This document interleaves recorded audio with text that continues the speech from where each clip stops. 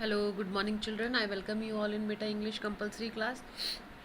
We were doing chapter the guitar player and the swamber. ठीक है, हम third chapter शुरू कर दिया था हमने, जिसमें कि हमने जो है स्वैम्बर वाला गिटार द गिटार प्लेयर हमने कर लिया था, जिसमें हमने पढ़ा कि किस तरीके से एक लड़की जो है गिटार बजा रही होती है, ठीक है, और दो राहगीर उसके पास से गुजरते हैं, दोनों से वो क्वेश्चन करती है, ठीक है, दोनों से प्यार करते हैं। तो पहला वाला बोलता है कि पहले वाले लड़के से क्वेश्चन करती है कि तुम मेरे से प्यार करते हो या मेरे संगीत से, दूसरे वाले से क्वेश्चन करती है कि तुम मेरे से प्यार करते हो मेरे गिटार से। दोनों के पास जवाब नहीं होता है, दोनों ऐसे लौट कर आते हैं। तब पहले वाला बोलता है कि अगर तुम संगीत नहीं भी बजा पाई तो भी मैं तुमसे प्यार करूँगा। दूसरा वाला बोलता है अगर तुम्हारे पास गिटार नहीं हुआ तो भी मैं तुमसे प्यार करूँगा। तो दोनों का जवाब गलत होता है। लड़की बताती है कि जैसी मैं हूँ या आगे जैसी रहूँगी या जो मेरी संपत्ति है, जो मेरे गुण हैं, जो मेरी प्रतिभाएं हैं, उसके साथ तुम्हें मुझे प्यार करना है, ठीक है। अब हम पढ़ते हैं स्वयंवर। Once upon a time there was a little princess who was good at whistling. एक बार की बात है, एक राजकुमारी थी छोटी जो विस्लिंग का मतलब था सीटी बजाने में काफ़ी अच्छी थी। Don't whistle said her mother, उसकी माँ कहती सीटी मत बजाओ। Don't whistle said her father, उसके फादर भी कहते कि सीटी मत बजाओ। But the child was good and went on whistling, लेकिन ये बच्ची बहुत अच्छी थी सीटी बजाने में, तो सीटी बजाती रही। मतलब उसके माता पिता दोनों ही मना करते थे कि सीटी मत बजाओ, लेकिन ये लड़की सीटी बजाने में बहुत अच्छी थी और सीटी बजाती रही। Years went by and she became a women. सालों बीतते गए, दिन गुजरते गए, और फिर वो बच्ची जो है वो बड़ी हो गई। By this time she whistles beautifully, और अब जब बड़ी हो गई तो इस समय तक वो और बहुत ही सुंदर सीटी बजाने लगी। हर पेरेंट्स ग्रीव्ड, अब उसके माता पिता चिंतित थे, दुखी थे। What man will marry a whistling women, कि क्या कोई आदमी सीटी बजाने वाली औरत से शादी करेगा।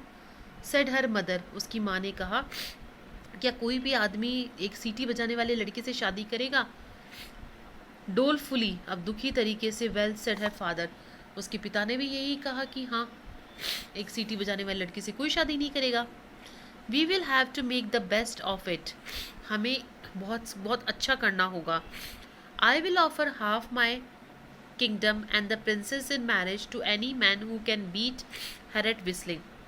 अब उसके फादर ने कहा कि मैं अपना आधा साम्राज्य दे दूंगा और राजकुमारी की शादी करवा दूंगा जो भी लड़का मेरी बेटी को सीटी बजाने में हराएगा।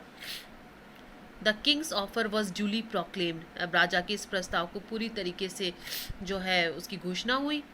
And soon the palace was Jain with suitors whistling, और धीरे और जल्दी ही पूरा महल भर गया।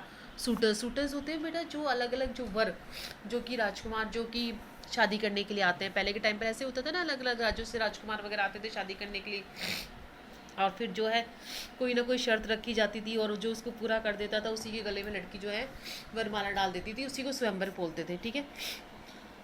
तो अलग अलग राज्यों से जो है पूरा महल भर जाता है लड़कों से, सीटी बजाने वालों से। इट वॉज वेरी नॉइजी, काफ़ी शोर शराबा था। Most were terrible and few were good, कुछ तो बहुत ही बुरे थे सीटी बजाने में, कुछ अच्छे भी थे। But the princess was better and beat them easily, लेकिन ये राजकुमारी सबसे अच्छी थी और इसने सबको आसानी से हरा दिया। द किंग वॉज डिसप्लीज्ड, अब राजा काफ़ी दुखी हो गया। भाई उसने बुलाया तो इसीलिए थे कि कोई हरा देगा तो इसको ये उसकी शादी करवा देगा। अब राजा काफ़ी दुखी हो गया। बट द प्रिंसेस सेड, लेकिन राजकुमारी ने कहा never mind father, now let me set a test and perhaps some good will come out of it. अब राजकुमारी ने कहा कि आप चिंता मत करो, मुझे एक परीक्षा लेने दो, हो सकता है इसका परिणाम अच्छा निकले, इसका रिजल्ट अच्छा निकले। Then she turn to the suitors, फिर वो सारे लड़कों की तरफ मुड़ी। Do you acknowledge that you were beaten fairly, और उसने मुड़कर सारे लड़कों की तरफ कहा कि क्या तुम्हें इस बात का मालूम है कि तुम्हें मैंने बहुत अच्छे से हराया। नो, दे ऑल रोड, सारे के सारे एक साथ गरज के बोले कि नहीं। ऑल एक्सेप्ट वन, सारे लड़के बोले कि नहीं, हमें नहीं हराया तुमने अच्छे से, ठीक है, सिर्फ आए एक के। We think it was magic और सम सॉर्ट ऑफ ट्रिक, सब ने कहा कि ये कुछ जादू है या किसी प्रकार की कोई योजना है। बट वन सेड, लेकिन एक लड़के ने कहा, yes yes he said I was beaten Fairlie, उसने कहा कि हाँ मैं हार गया। द प्रिंसेस स्माइल्ड, राजकुमारी हंसी, and turn to her father, और अपने पिता की तरफ मुड़ी। She pointed to this man, और इस आदमी की तरफ इशारा करा। If he will have me, she said, I will marry him, बोले अगर ये मेरे से शादी करेगा तो मैं इससे शादी करूँगी। अब बेटा बताओ उसने उससे क्यों शादी करने का सोचा? क्योंकि उसने अपनी हार को एक्सेप्ट करा लड़की के सामने। मतलब कि हमारा जो एक सोसाइटी है वो एक ऐसी सोसाइटी होती है जिसे बोलते हैं ना पुरुष प्रधान, मैन डोमिनेटेड सोसाइटी, जिसमें आदमी कभी भी जल्दी से अपनी हार जो है औरतों के सामने नहीं मानता है। तो लेकिन उसने अपनी हार मानी, तो इसलिए वो उससे शादी करने के लिए तैयार हो जाती है। ठीक है बेटा, अब इस वाले बुक में से आपके जो है 2 चैप्टर्स नहीं आएंगे। ठीक है, डेड मैन्स पाथ और द गिफ्ट ऑफ मेजाई, ये दोनों चैप्टर आपके नहीं आएंगे। ठीक है, हटा दिए गए हैं। उस वाली बुक में से भी आपके 4 चैप्टर्स हटा दिए गए हैं। एक तो वाटर वाला, एक थर्ड थॉट, ठीक है, on the face of it, और journey to the end of the earth. ठीक है, ये चारों चैप्टर उसमें भी नहीं आएंगे आपके।